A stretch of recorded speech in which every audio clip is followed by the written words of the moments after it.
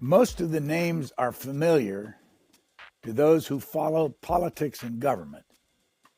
Hunter Biden, Rudolph Giuliani, Tony Podesta, Paul Manafort, and many others. Kenneth Vogel has written a book about these figures. It's called Devil's Advocates, a hidden story of Rudy Giuliani, Hunter Biden, and Washington insiders on the payrolls of corrupt foreign interests.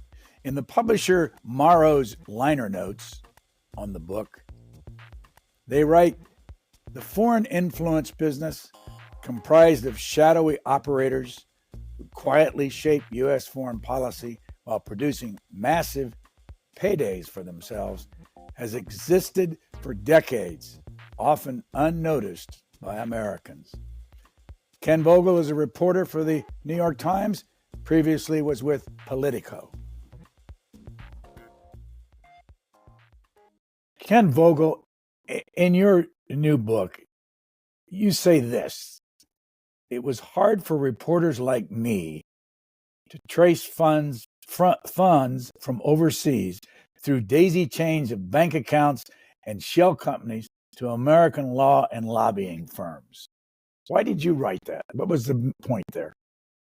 Well, we have all these rules in the U.S. that are intended to prevent, conflicts of interest and ethical issues, and really shine a light, give readers or news consumers the ability to see how messages are being funded and who's paying for them and who's taking that money to deliver these messages. But I just increasingly found that it was difficult. The laws were not working as intended. And it's one way in which we're not so different. Like I started off writing this book thinking we're like the US is this like paragon of transparency and democracy.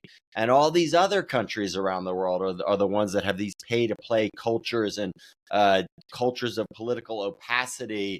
And we're different than that because of these laws and because of our principles. And as I reported this stuff out, I found we're not so different. It's true, we do have more laws that are intended to, the expression of sunlight is the best disinfectant, to be that disinfectant by showing Americans how their political system works. And it's great that we have those, and sometimes they work. But when there are people who are determined to obfuscate and to hide their fingerprints and to obscure the money flows, it's easy for them to do it, particularly if they have high-priced lawyers and have incentive to obscure that money flow, which I found that they did disproportionately in this foreign space, because there is this stigma about representing some of these unsavory foreign interests that gives, that creates like reputational risks for the people who are willing to take that money to represent those foreign interests. So they have incentive to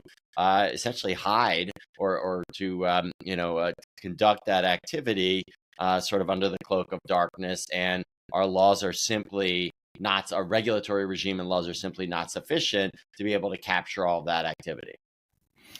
I may have been living under a rock. I knew everybody in your book except the best story, and that's this guy, Robert Strick. You got it, Strick. Yeah, I know. It looks like Strike when you see his name, but who is he? And start at the beginning. Yeah, I thought he was an interesting character to focus on for a number of reasons. The first of which, he's just a colorful character. I mean, he's extremely, he's like a character out of like a movie, either an espionage movie or, a movie where you have an outsider who sort of is able to penetrate this, really cloistered elite industry and culture of Washington, D.C. This is a guy who for many years he's from Arizona, and for many years had tried to break into Washington, D.C. with various levels of success. He started a lobbying firm in the second Bush administration. And he got some clients. He was sort of bouncing around the edges of this defense consulting procurement industry, which is quite lucrative, but didn't really catch on in the way that he was able to establish a permanent presence in Washington. And when Obama won, he essentially left DC with a trail of unpaid, invoices for rent and for other things for his business behind him, and bounced around for a number of years trying different businesses, including trying to create a security guard business, buying a winery, doing various things, all of which, with different degrees failed, sometimes quite spectacularly, and oftentimes with a trail of like burned relationships and litigation behind him.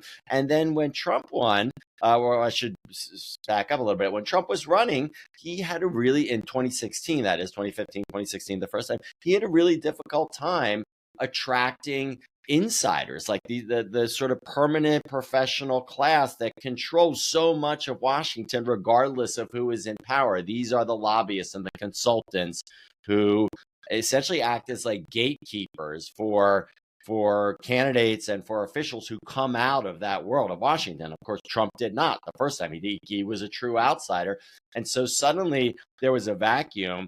And I should say, there was distaste on both sides. Trump sort of secretly craved acceptance from these political insiders, but wasn't getting it.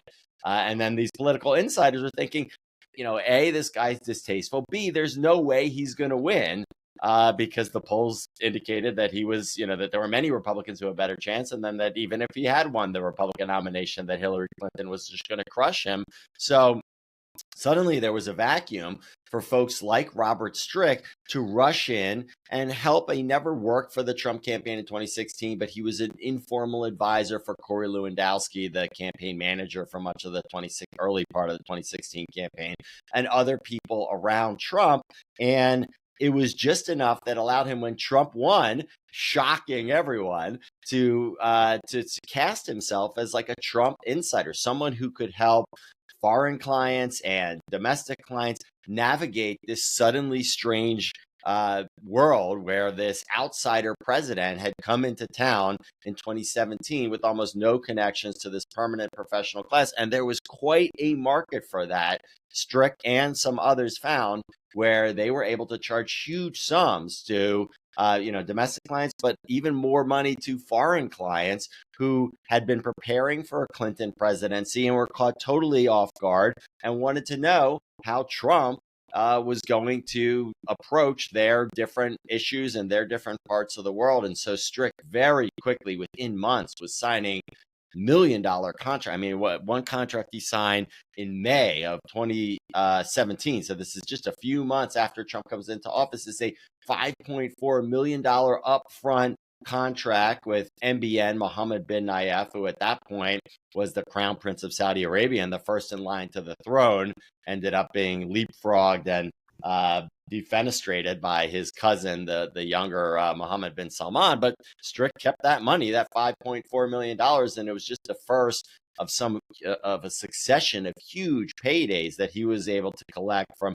progressively more sort of noxious foreign clients who saw him as someone who was willing to take the money, including higher paydays that were sometimes on offer from more unsavory clients, and had some connections to Trump and was able to help these regimes and not just regimes but foreign businesses and foreign politicians navigate this strange world of Trump's Washington. Go back to the Four Seasons Hotel. Yeah, so this is an anecdote that shows just how much sort of chance and luck there was in this, but also how much the first Trump term was a wild west of influence peddling, where there were people who were willing to take flyers and sometimes pay large sums to people on the promise of having access to Trump. So what happened at the Four Seasons Hotel is, in the week after Trump's surprise victory in 2016, Robert Strick is really, he's hustling and he's trying to market his connections to this incoming administration in the foreign influence space, but he's not having a ton of luck. And so he's out drinking in his cowboy hat and his jeans and his half unbuttoned sort of work shirt at the Four Seasons Hotel in Georgetown, really at the sort of foot of Georgetown on M Street. And he and his wingman, who is his number two at his firm, are, they're a few drinks in, and a dog wanders up to their table, an unleashed dog that was being walked down. There's a sort of shortcut to get down to the canal through this sort of back of the Four Seasons, the bar at the Four Seasons, the outdoor bar there. And this dog comes padding up to Robert Strick and his drinking buddy. And the owner of the dog comes running up behind, and she happens to be the DCM, the second in command of the New Zealand embassy in Washington. And they strike up a conversation, first about dogs and then about wine. And then eventually, as every conversation in Washington eventually turns, particularly at that time, but turns no matter the time, to the current administration and the politics of the day. And this woman essentially lets slip something that you probably should keep to yourself, which is that she works at the New Zealand embassy, and they're scrambling to try to figure out how to make inroads into Trump's administration or his team at that point. There's all these foreign leaders who are having their first phone calls with Trump. Very symbolic, congratulatory, not a lot of substance, but it's a major diplomatic embarrassment that New Zealand, at that point, a close ally, a Five Eyes ally of the United States, has not been able to arrange a phone call. And it's because they have no connections to the incoming Trump team, because they had been working and planning for a Hillary Clinton presidency. So Strick says, what if I could get you a phone call with the president? And this woman, I'm not going to try to imitate her accent, but she says, and she uses profanity, she essentially says, expresses disbelief and tells him to go pound sand. She doesn't believe it, but they keep talking, and he manages to convince her to at least give him a try. And the next day, he's contacted by this woman, and he ends up going to the New Zealand the chancery where the ambassador lives, and having a meeting with the ambassador. And he has a phone number that he is told is Trump's phone number by one of the people who he had befriended on the campaign.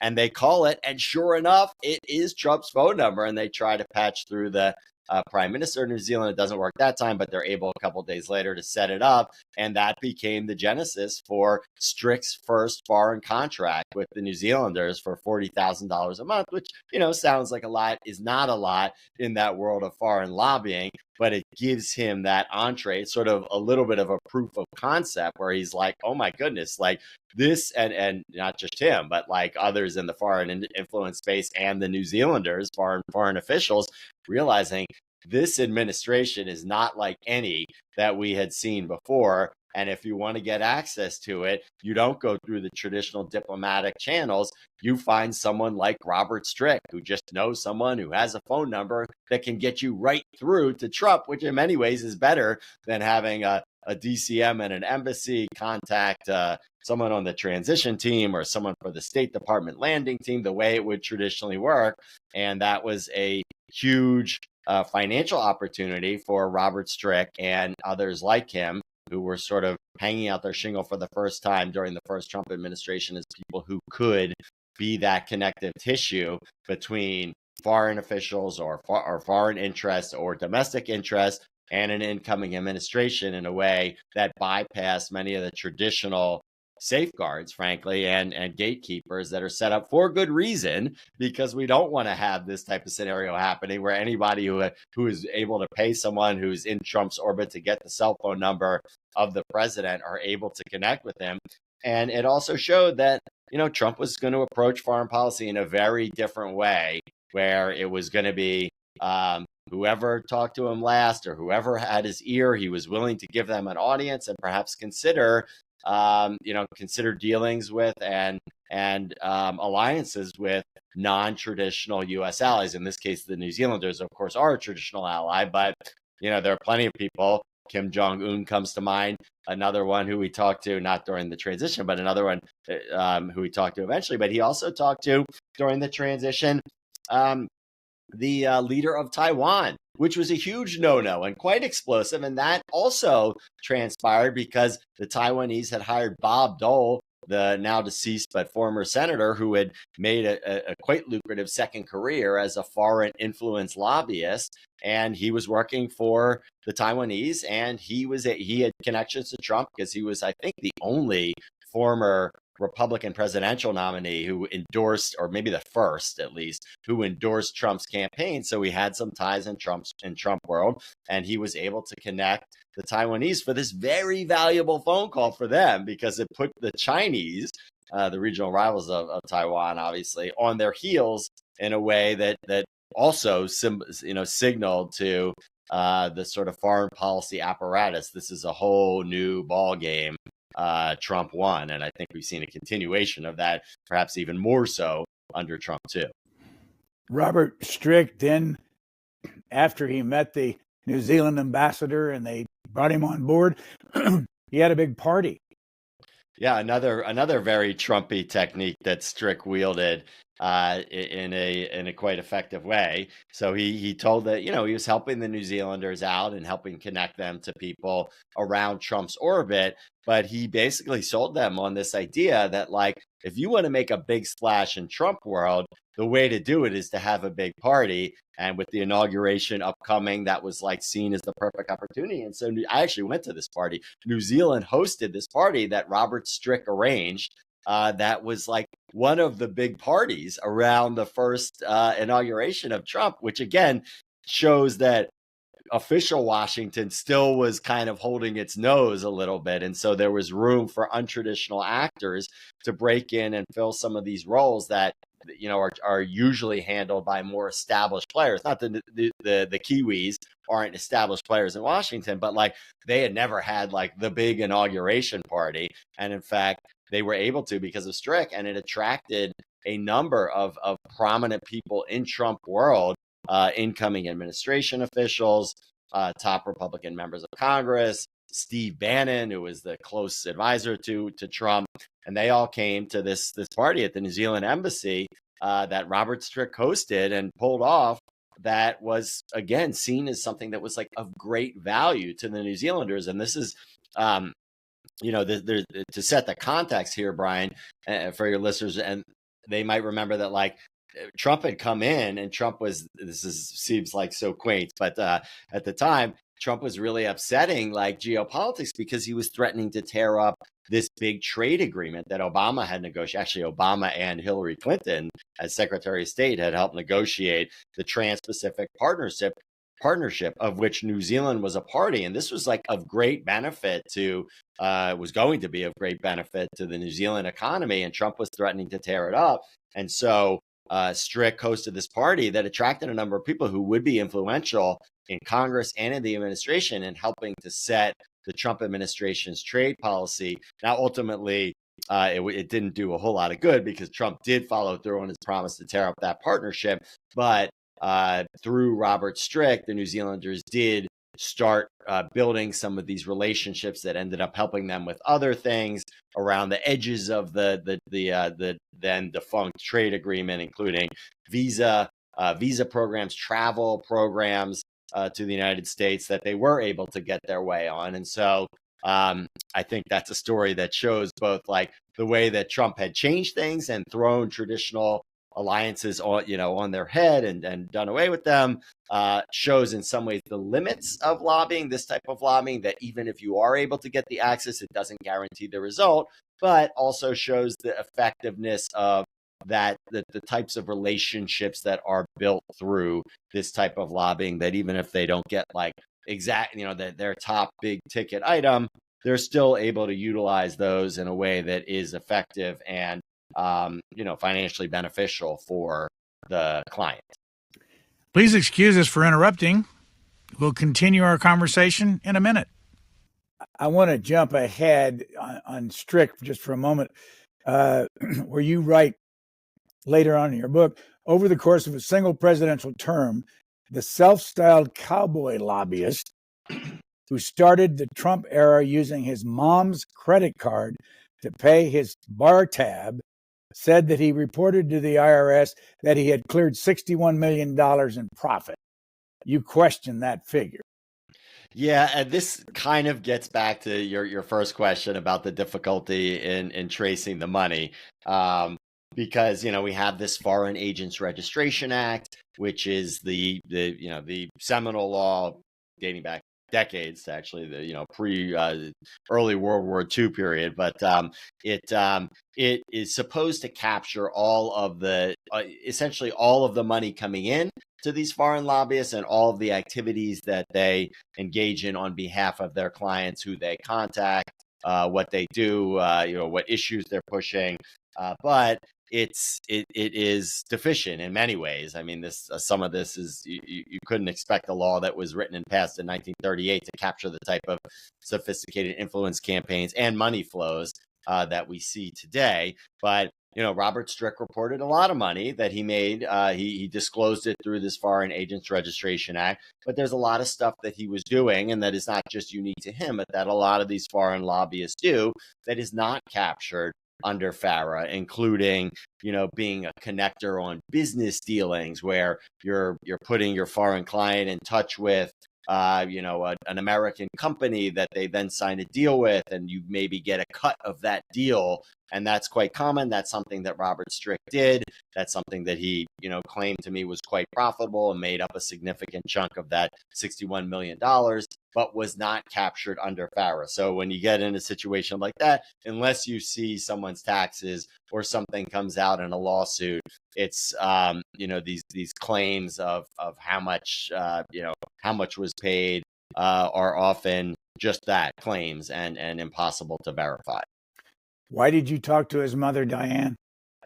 So I wanted to get his backstory. He was a fascinating character because he was this outsider. He was a true outsider, but he also continued to cling to this outsider aesthetic and outsider persona, and in some ways cling to it even more the more successful that he became. It was like a selling point of his, as he was establishing himself as a lobbyist in Washington, that he continued to claim, oh no, I don't covet the trappings of wealth and influence and DC insiderdom that some of these other lobbyists have as such a central part of their their aesthetic or their persona. So he was cultivating this mystique as like a cowboy outsider who never had money and didn't care about money, but it was in some ways like a little bit of an enigma, because in other ways he was very much embracing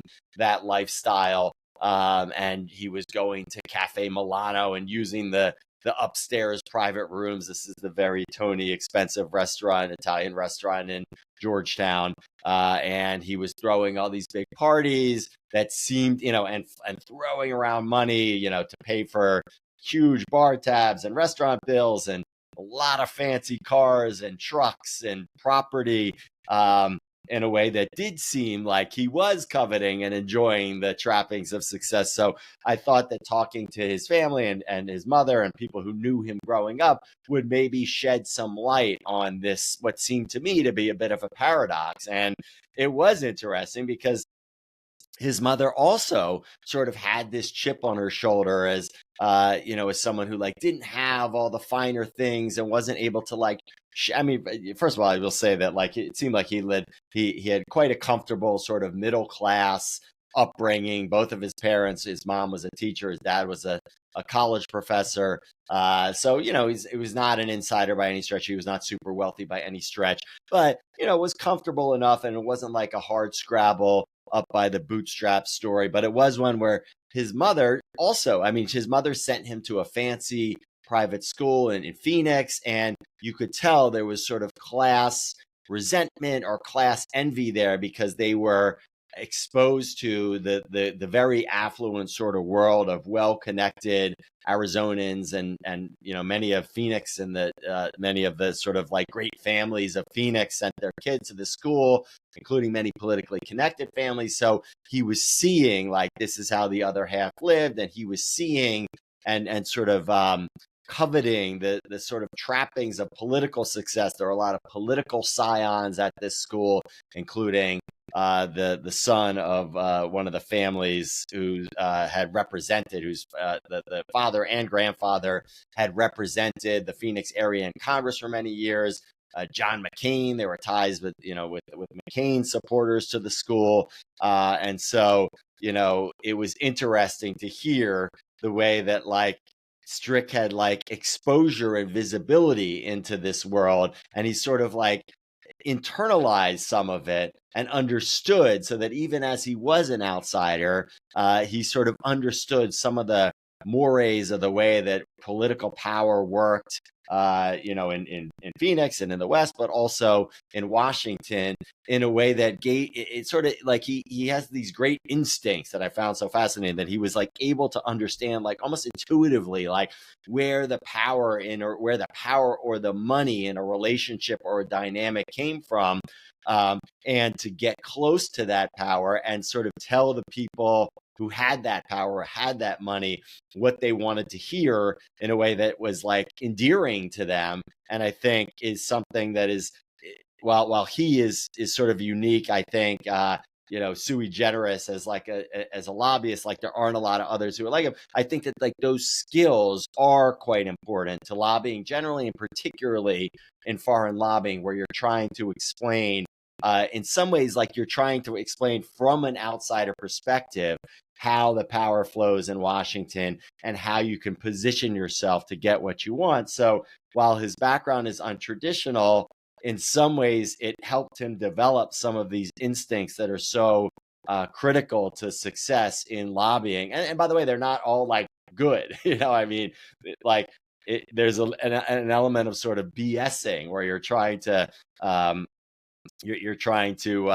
inflate your connections and inflate your significance and inflate your effectiveness by, getting to that, finding that point, that button to press with the client that makes them feel as if like you get them, you understand them, and you can help them because you understand their issues and you understand who in Washington has the power to address those issues. So the mother, in some ways, like provided a little bit of a key to unlocking elements of the psyche that I think were critical to understanding how this guy, Robert Strick, approached lobbying. And I think also shed some light on like how lobbying works.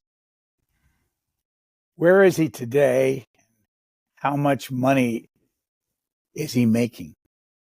Yeah, he's kind of retreated further into this space that I was discussing a little bit, where he's like a little bit more of a deal maker and a connector between some of these foreign clients and other foreign clients, but also U.S. businesses. So like the clients for whom he is currently registered are also, I think, are also illustrative of another dynamic that I could talk about. But he's registered for these two Russian arms executives, that they're executives of the Russian state government owned or state government affiliated arms manufacturer, Rostec, it's called, which is basically making a lot of the weapons that Russia is using, that the Russian army is using in its war against Ukraine. So that would be one client that is emblematic of this dynamic, that is essentially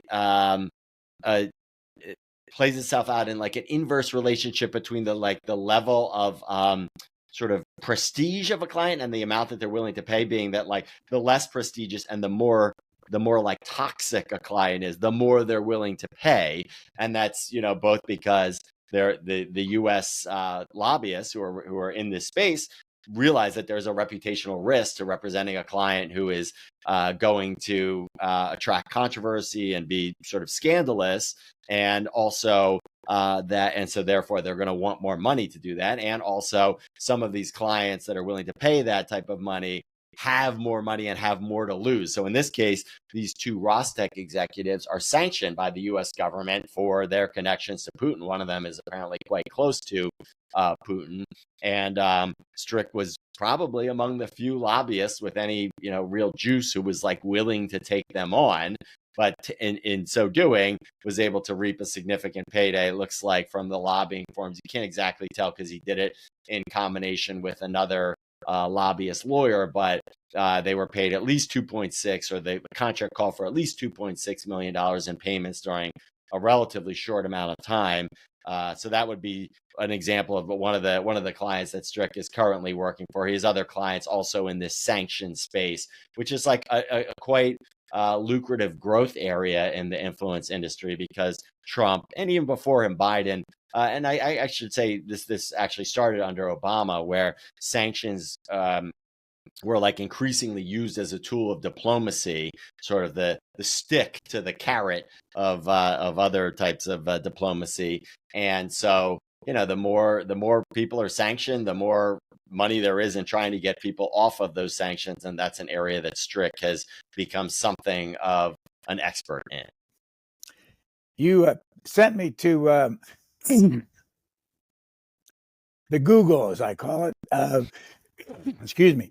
When you mentioned Tony Blinken, former Secretary of State, and the West Exec Advisors group that he and Michelle Flournoy founded, and she was mentioned many times as possibly being the Secretary of Defense. I want to read. I'm online looking at the team of people, and the principals and the senior advisors. Without naming the individuals, I just want to go down the list and put this in perspective. Here's one that was a former U.S. ambassador to the Republic of Malta. The next person was former career CIA executive. The next one, former head of U.S. mission to UNESCO. The next one, former deputy assistant secretary of the Air Force. Former director of policy and strategic planning, Department of Commerce. Former special envoy and former assistant secretary for political affairs at the U.S. Department of State. You get the point I'm trying to make. Every single one of these, and there's tons of them, every one of them comes from government at some point. How much of that goes on in this town? And it's not just the Republicans, as you have told us in your book. Yeah, it's a lot. And that's sort of the more traditional path, whereas like Strick is a true outsider, at least initially, coming in and sort of shaking up the lobbying game. The way that the influence industry typically works is this is sort of the foundation of what I was referring to earlier, the permanent professional class in Washington, is that there are people who are well connected political professionals who work in a given administration when their party is in power, or sometimes work, on the Hill for a member of Congress, but are affiliated with a given party. And when that party is out of power, when they lose the White House or they lose the majority in Congress, these people will go and work for lobbying firms or consulting firms outside of government that have as one of their primary objectives influencing the government, so influencing their former colleagues in the government, or at least advising clients on how to go about influencing them. And so this West Exec Advisors, it started after the Obama administration. It was started by a number of officials who, including Tony Blinken and Michelle Flournoy, who worked at very high levels in the Obama administration. And they basically hung out their shingle, creating this new firm that offered to advise a lot. It's a lot of foreign clients, but it's also a lot of companies that do business around the world, and American clients, American companies that want to do business around the world. And like, who better to go to for advice on how to do that and how to navigate this space at the confluence between government and, international law and U.S. trade policy than people who set the policy for many years. And the roster that you just read off at this West Exec Advisors would certainly qualify there as like the type of people who would be well positioned to be able to give you advice on how to either get something that you want from a given government around the world, or stay out of the crosshairs of that government if you want to avoid a negative consequence. And so these folks at West Exec Advisors ended up signing a bunch of like huge clients and making a lot of money, as we saw. And the way that we were able to see it, interestingly, Brian, getting back to your point about following the money, was not because they were registering in real time as under the Foreign Agents Registration Act or other lobbying provisions. They didn't do any of that. In fact, they said that they were not lobbying, but rather they were merely giving advice to their clients on how to approach Washington or how to approach these other governments around the world or international bodies. And so that therefore they were exempt from registration as lobbyists. And I could see a little bit of the skepticism on your face, and I shared that skepticism. It seemed like sort of the most charitable view of it is sort of a loophole. I think the more the more cynical view is that they are essentially finding a legal way to skirt the law. I should say it's legal because they haven't gotten in trouble for it yet. But this is like a growth area as well of like non-lobbying lobbying. And the way that like we became aware of who some of their clients were was when the people went back into government. The principals at West Exec went back into government. So when Tony Blinken was tapped as Joe Biden's Secretary of State after 4 years, or almost 4 years of working in the private sector for this firm that he started, he had to disclose some of his clients and not the areas that he was advising them on. Some of these clients and how much they paid him in some cases, or how much they paid his company, and it was quite illustrative seeing how this sort of shadowy world of non-registered foreign foreign influence worked. I'm just Googling right now so I remember, but like some of the clients who Tony Blinken advised at West Exec Advisors included major Fortune 500 companies, Fortune 100 companies really in the US, like AT&T, Microsoft, Boeing, Facebook, FedEx, Blackstone, also foreign companies like SoftBank, the Israeli company Windward, which was an AI company in the sort of defense space. So you see how how this is not something that either side has a monopoly on, and also that there are advantages to being an insider and not having to come in and shake things up like Strick or some of the people who entered the industry under Trump 1.0. I'm going to go to page 66 of your book and read it just a little bit. Vice President Biden arrived with his Secret Service detail, quote, shook everybody's hand, unquote, and, quote, we ate and kind of talked about the world Archer would later recall to congressional investigators. Then you write, Joe Biden's aides later cast his appearance as merely social calls. But for Hunter and Archer, there was an obvious ulterior motive. Archer told me in an interview, meaning you, the author of this book, Mr. Vogel, using Joe Biden for, quote, relationship building for potential deal flow. The dinners were straight marketing, he said. There was no question in Hunter's or my mind what the objectives of those dinners were, unquote. Talk more about that. Yes, I write a good bit about Hunter Biden. He was also an interesting character, sort of personifying a type of a strain of this influence industry, and that strain was, the payments to people very close to the administration, like family members of the administration, by foreign interests that either wanted to curry favor with the administration or wanted to get out of trouble from the administration. And so this gets back to that mindset that I was talking about, that we like to think like we in the US don't have a pay to play sort of nepotism based political culture that is quite, preeminent in other openly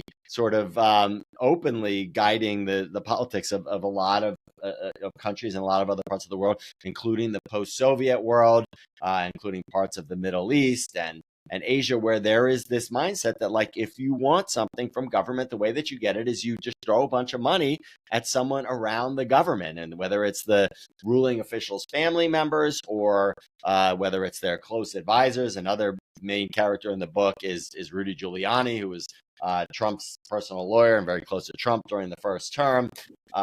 Hunter Biden was interesting because he's a family member.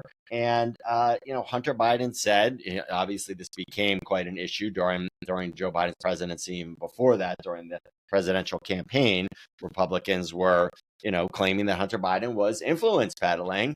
And, Hunter Biden's response to that, and the Biden's response to that was that actually Hunter Biden wasn't doing that. Sure, he was taking money, although even then there was some obfuscation of the money that he was taking and from whom and how much, but he was taking money from these foreign business partners and foreign clients, but he wasn't giving them anything for it in the form of like access or influence with the US government. And what this example in this anecdote that you just read out, which was a dinner at Cafe Mulatto, this CNBC restaurant at Georgetown that Robert Strick also did a lot of business at. But Hunter Biden had arranged a dinner that featured a number of either his foreign clients or sort of potential business partners or prospects, people who he's trying to sign deals with. And he brought his father to this dinner. And it wasn't just that dinner. There were several dinners at Cafe Milano and elsewhere that Hunter Biden brought his father to, because he knew that because of this mindset that I described, that the foreign business partners would be impressed by this, and they would see it as in some ways affirming or validating their perspective that the way that politics works in their country, that is a sort of pay-to-play nepotism, is not dissimilar from the way that it works in the US. And what better illustration of that than having, in a couple cases, the sitting vice president come and greet you at a dinner with his son, who is a potential business partner, in some cases an actual business partner. I think that was, as Devin Archer said, that was something that had some value, even if it didn't result in an ultimate policy, being enacted, or a particular tranche of foreign or military aid being released. That in and of itself had value. And Hunter, I think, instinctively knew that. And by the way, I think that Joe Biden instinctively knew that as well. There's an expression that Joe Biden used, as recounted to me by Devin Archer, who was a business partner of Hunter Biden's and also sort of a friend of the Biden families who knew Joe Biden. And Joe Biden would say to these potential foreign business partners or actual foreign business partners of his son, Hunter Biden, he would say, "You do something for me, you're a friend. You do something for my son, Hunter, you're a friend for life." And so that was also, I think, at least tacit signaling by Joe Biden that would have affirmed this sort of perspective of Hunter's foreign business partners, that we're not just throwing money at Hunter Biden for nothing. Like, we are getting something.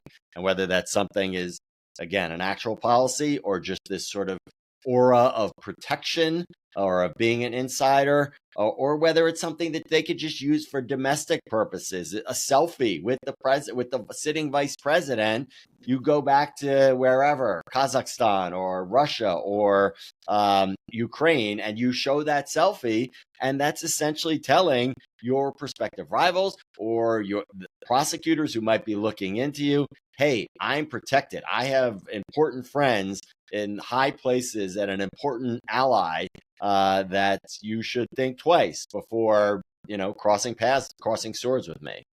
By the way, you just mentioned it, and it reminded me to ask you about it. Is your dad from Kazakhstan originally? Yeah, my dad was actually born in Kazakhstan. He was. It was after World War II. My grandparents, his parents, had both wound up there, where a lot of Jews who had sort of ridden out the war in Siberia or other parts of Europe were converging on Kazakhstan, oddly, after the war. And so he was born there and then raised in a displaced persons camp for a few years in Germany before eventually coming to the U.S. And then he had quite an interesting job in Manhattan. Yeah, that's right. He had worked. He was an academic originally and worked at Temple University in Philadelphia, where I was born and raised. But then after my brother and I left the nest, he and my mom moved to Manhattan, and he was initially worked for the Rockefeller Foundation and then was president for a period of the Lower East Side Tenement Museum on the Lower East Side of Manhattan, which tells immigrant stories like his own family's. And it is still a great museum, and I think was probably I won't speak for him, but it was probably a career highlight of his running this great sort of storied historical institution, which is a national park, by the way, or has some national park connection. So he was at one point, I think, like an honorary park ranger, as well as being the president of this great museum. you wrote in your book about other books, and it sent me again to Amazon to look it up. And I want to ask, my question to you is, would you advise, this may not be fair to you, would you advise people to buy any of the following books? Paul Manafort's book from 2022, this is the title, Political Prisoner, Persecuted, Prosecuted, but Not Silenced. I mean, I think there is some value in it as a historical document, not necessarily because he's an unbiased arbiter of what happened. Obviously, he's not.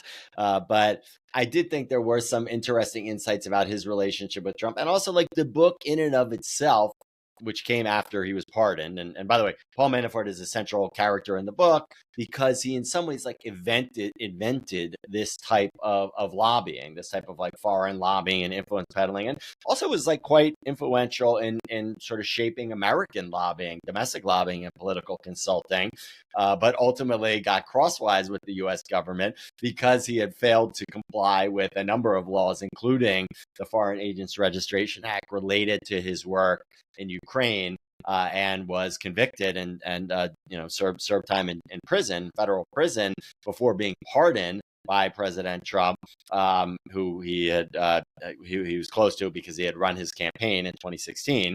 And so Trump, I think there is a central sort of theme of influencing Trump, particularly in his second term, is appealing to his sense of grievance and victimization. Trump felt he was victimized by political prosecutions, during his first term, then even more so when between the interregnum between his two terms. And he is receptive to arguments from people who similarly claim that they were prosecuted unfairly because they are supporters of his. That is the central thesis of Paul Manafort's book. And so for that reason, it's helpful in illuminating his mindset, even if I think that the degree to which he claims innocence and that he did nothing wrong is undermined by the fact that he pleaded guilty to a number of these crimes. But for that reason, I thought it was interesting. The other thing that was such an interesting nugget, I don't even know if this made it into the book, but I had written a lot about Paul Manafort even before I wrote this book for both Politico, where I previously worked, and then for the New York Times. And so I was featured prominently in an episode of American Greed, the CNBC sort of docu-series about, as the name would suggest, the greedy criminals, about Paul Manafort. So I was in this episode of American Greed quite a lot about Paul Manafort. And when the episode, he recounts in his book that when the episode aired when he was in prison, that was a favorite show of the people at the particular prison that he served at, which was a low security prison, but still called a prison camp, I guess is the appropriate word. When he was featured in that, the people, all his fellow prisoners, were like wowed, and they were like gobsmacked. Oh my God, this guy's famous, and he did all this. And they saw the things that, like American Greed, the portrayal of him was not positive at all. It was quite critical of him, but they were impressed by both his the amount of money that he made through this foreign lobbying, and also the fact that he refused to cooperate with prosecutors who were seeking to build a case against Trump or other people in Trump's orbit. So in the culture of a federal prison, not being a snitch goes a long way. And so this sort of enhanced his credibility in prison. So as far as like getting inside nuggets like that, the book was useful, even if I think it was quite a skewed portrayal of what he did and why he ultimately found himself in prison. By the way, is he back lobbying? He says he's not lobbying, but he's certainly back doing international political consulting, including, as I recently reported, for this Albanian opposition figure and the president of the Republic of Srpska, which is an autonomous region inside of Bosnia and Herzegovina. And both of these guys, by the way, had either sanctions against them or travel restrictions from the U.S. as well as other issues, legal issues back home. And under Manafort's guidance, they both positioned themselves as Trump-like figures who were victims of political prosecutions. In at least one case, this leader of the Republic of Srpska, this guy just recently had sanctions lifted against him by the Trump administration. You have to think, at least in part, because this message crafted by Manafort and other American advisors about being victimized by political prosecutions seems to like resonate in Trump's Washington, and with Trump particularly. So Manafort claims that he's not doing the same thing, that he's being very careful about staying away from the line of lobbying and is only giving political advice. But certainly he is working in some of the same regions and advising similar characters to those which he advised that got him into trouble. Please excuse us for interrupting. We'll continue our conversation in a minute. Would you recommend the 2021 book by Hunter Biden called Beautiful Things, a memoir? I mean, I thought that was an extremely well-written book. Like he's a talented writer. I don't know, to the extent to which he had help with that, but having talked to him, quite a bit, he's an articulate guy, and the book is, it's tragic. Like I was interested in it because of the rather slim sort of parts of it that talked about his foreign influence work, including for Burisma, this Ukrainian natural gas company, and sort of the circumstances around that. But he's had obviously quite a tragic life, going back to when he was a toddler, and his mother and younger sister were killed in this car accident that he and his older brother Bo were injured in. Up through Bo's death of brain cancer and Hunter's own struggles with addiction and family issues that arose from that. But it's I think notable that some of the most aggressive cultivation of foreign business by Hunter Biden occurred during this period of tremendous tumult and grief and spiraling into addiction, because he needed the money. And he does shed light on that in the book and talks about like these paydays from these foreign clients, particularly Burisma, were like more than he had ever made before. And he realizes and sort of acknowledges in the book that like there is a concern there about the reputational risk and about what this company wants from him. But he was willing to take that risk because he needed the money, because he had an expensive lifestyle made more expensive by a pending and the marital issues that eventually would lead to divorce because of his addiction. And so it was illuminating in that regard, and like quite a good read. Again, Beautiful Things, the Hunter Biden memoir. Here's another one. This one's only a year old. It was October 29, 2024, by Rudolph Giuliani. The Biden Crime Family, the blueprint for their prosecution. I did not read that one, so I can't speak to it. But it is true that Rudy Giuliani was a critical figure in both like revealing some of the stuff that Hunter Biden was doing, and also much to his discredit and ultimate like backlash in sort of steering Trump towards not just embracing, but like pushing the Ukrainians to investigate the Bidens. I mean, this is the subject of Trump's first impeachment, that Rudy Giuliani was whispering in Trump's ear about how Hunter Biden had engaged in this business with this unsavory oligarch who owned this natural gas company, and that this was something that would be potential political gain for Trump and political harm to Joe Biden if this could be sort of elevated as an issue. And so Trump ultimately used the powers of the presidency to try to bully Zelensky into making this a bigger issue. And that backfired, like I said, in the form of the first impeachment for abuse of power. But it's, I think, interesting and notable that Rudy Giuliani seized on this and was able to do it effectively. And the reason why, Brian, is that Rudy Giuliani had been working in this foreign influence space in some of the same places with some of the same people as Hunter Biden eventually did. So like he knew of what he spoke. In some ways he knew where the bodies were buried because he had been involved in the same sort of stuff.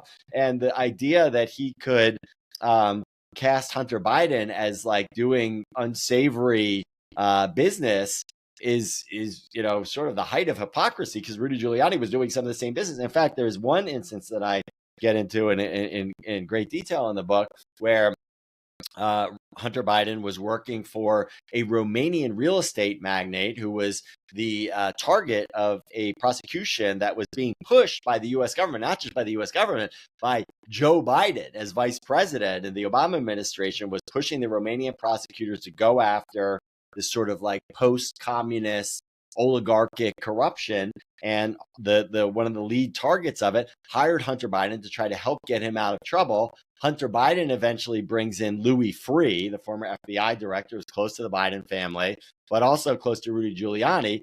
And so Louis Freeh is working for this Romanian real estate magnate. And then Louis Freeh brings in Rudy Giuliani to work for the Romanian real estate magnate. So while Hunter and Rudy weren't working together, they were separated by about a year. They both worked for the same guy, trying to get him out of trouble. And then several years later, Rudy Giuliani is telling the media, including myself, but also Donald Trump, hey, you should look at Hunter Biden's work in Romania. And it's like, dude, you work for the same guy, So I think it shows the sort of cynical way in which this type of work can be exploited, but it also shows, again, the bipartisan nature of it, that like these foreign interests are just looking for anyone who can help them get their way in Washington. And that means hiring both Democrats and Republicans, sometimes ones who are on the opposite side of quite bitter disputes in the US, but are willing to go abroad and work for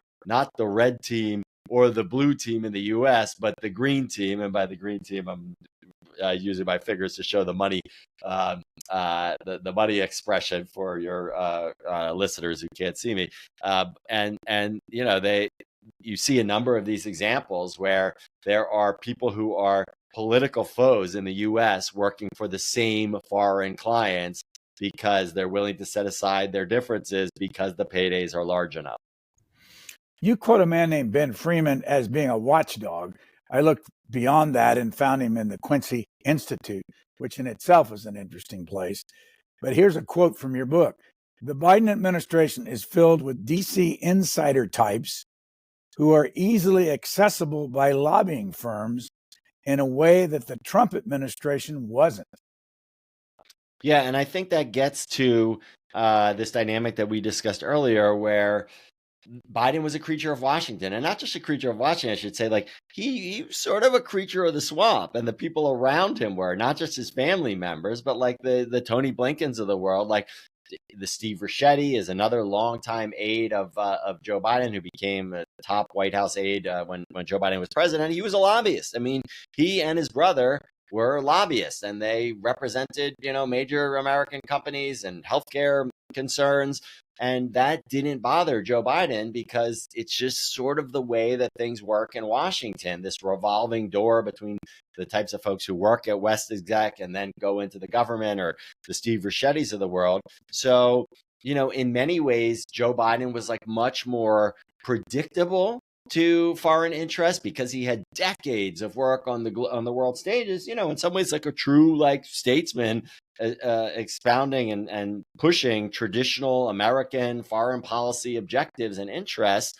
And he also had people around him who had worked inside and outside of the government. So he was both like predictable and accessible to these concerns. So it wasn't as disruptive. It was just like the same types of people who traditionally populate Washington, and lobbying firms were available to potential foreign clients or domestic clients to be hired to help them navigate the Biden administration in a way that you didn't see with the Trump administration, at least the first Trump administration. I will say that the second Trump administration, Trump is kind of, he talked about draining the swamp during his first campaign.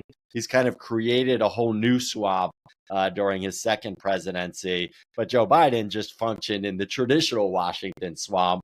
So some similarities, some differences, but the one thing that it remains consistent across administrations is that there's a lot of money and a lot of interests that have a lot of money that are willing to pay that money to people who can help them, who they think can help them get what they want from Washington. I didn't do this. I would have loved to, but we wouldn't have gotten to the overall story. But you probably 10 times or more said in your book, this has never been reported before. What were some of the things that have never been reported before in your book that were significant? Well, one of the ones that comes to mind, just because we just talked about it, is regarding Hunter Biden's work for this Romanian real estate magnate. So this is a little bit of a complicated story, but at the time that Hunter Biden was working with this real estate magnate, started in 2016 while his father was still vice president, continued into 2017 after after Trump became president, his father was no longer vice president. And at the time that Hunter Biden is working for this guy, he's also cultivating this Chinese state-linked firm called CEFC. It basically is like a key cog of the Chinese economic influence campaign, the Belt and Road Initiative under President Xi. And so Hunter Biden is working for these seemingly, disparate foreign interests. But one of the issues that was of significance for the Romanian real estate magnate was that he was being prosecuted because of a corrupt land deal. And the land that was at issue here, the Romanian had developed into this huge outdoor mall and indoor mall, just a big development that was quite lucrative, including office space and retail space and also residential space. And one of the tenants was the U.S. Embassy in Bucharest. So the U.S. Embassy was a tenant of this corrupt Romanian real estate magnate, and who was being prosecuted for the deal that related to the land on which the U.S. Embassy was being built. So Hunter Biden and his team think, there's a number of ways that we can try to get him out of this. Number one, we can try to pressure the U.S. government to pressure the Romanian prosecutors, hey, drop this case. And they did that. And some of the unreported stuff deals with a meeting that Hunter Biden had with one of his law partners at the U.S. Embassy on this contested land in Bucharest. And I report that, new information report that the U.S. ambassador to Romania at the time, a guy by the name of Hans Klem, felt like this is extremely inappropriate. Why is the son of the sitting vice president coming to talk to me about this guy who we as the U.S. government want prosecuted? So that was notable. But another thing that was notable after that sort of didn't work, the U.S. was like, no, this guy is bad news and we want him prosecuted. The next thing that Hunter Biden tried, and his team, they tried to get the Chinese state-owned company to buy a stake in that land so that the share of the land owned by the Romanian would be less. And therefore, they thought it would diminish the appetite of the Romanian prosecutors to continue to bring this case against him. And if they were successful, it literally would have resulted in the Chinese government, one of our top geopolitical foes, owning the land on which the U.S. Embassy in Bucharest sat, or at least the land around the embassy, which of course would be a huge operational and information security threat and risk. And yet Hunter Biden, according to these documents that I was able to get through the Freedom of Information Act, that I was unable to get during the time when this was happening, or even during the time when Biden was president, he was pursuing this deal that I thought was like quite illustrative of the sort of ethical, shadiness or ethical issues that arise in this type of foreign influence work. You more than once often tell us in the book that somebody didn't tell you the truth. And is there any way to say who's the biggest non-truth teller that you talked to all through this process? I think some of the, like in official capacities, obviously we know that like Donald Trump has a problem with the truth, to put it charitably. But since he's not he's a focus, he's like a character who looms over the whole book, but he's not really like a character in the book in the same way that some of these other people are. So I would exclude him and put him aside, and then say that I found a number of instances where Paul Manafort had said things that like the historical record sort of contradicts. This guy Robert Strick was just a real like fabulist in spinning these yarns that sometimes I was able to determine were untrue. Sometimes I was able to determine were true, and other times it was like a gray area where I couldn't figure out whether it was true or not. And then I would say the Biden, not Hunter Biden per se, although he certainly mischaracterized things, including in his testimony to Congress, but the people around the Bidens who were trying to who were trying to neutralize the political harm that could come from scrutiny of Hunter Biden's foreign work, they were sort of misleading and disingenuous, including, I mean, that one of the episodes that still sort of resonates for conservatives is Tony Blinken and the Biden campaign were involved in putting together this letter from 51 former intelligence officials to cast the Hunter Biden laptop, which came out as sort of an October surprise right before the 2020 election, as potentially Russian disinformation. That was clearly not the case. I mean, the story itself as to how the laptop came out is quite bizarre, and I think it warrants skepticism. But the claim that it was Russian disinformation, no, we found that in fact the emails, the contents of those of that laptop and the files that were in it were authentic. So just a few examples of people trying to shade the truth to further their preferred narratives. Is there another book like this coming from you? I don't know. I thought it was a book, a series of stories that were worth telling, because I do think that like it is something that has influenced U.S. foreign policy and the in some ways in a manner that is inconsistent with like U.S. ideals about democracy and human rights and freedom of expression. That the U.S. is making foreign policy decisions that are, they're trade-offs, they're complicated, but they are shaped by people outside of the government. So to me, it seemed a worthwhile story to tell. But in this news cycle, particularly with Trump and just the completely chaotic hopscotching from one outrage to the next, it's hard to envision a thematic portrayal that would capture some of this in a way that would do it justice, given how quickly moving the storylines are. So